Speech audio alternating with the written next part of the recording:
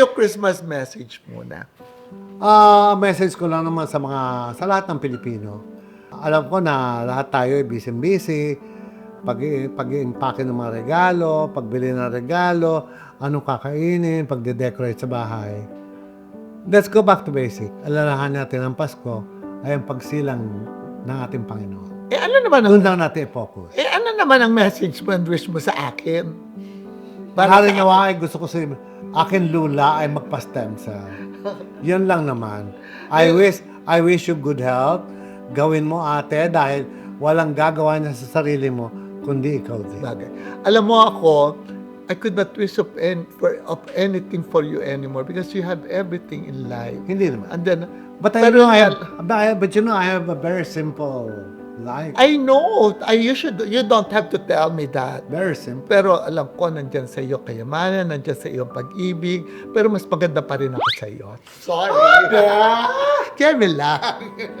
Pero Okay na. Pasako na yan. Tapos ngayon, anong message mo sa tao nga ulit para sa iyong point of view? Alalahanin nila na ang Pasko ay hindi dapat material, kundi ang kapanganakan ng ating Panginoon Diyos. Yes, that's true. Correct. Kaya tama na muna yung Merry Christmas pero diretso ka sa department store. Merry Christmas, dapat go ka sa church. So, yung point of view, kumusta naman yon? Ano pang anong message mo para sa iyong point of view sa Ricky Reyes channel?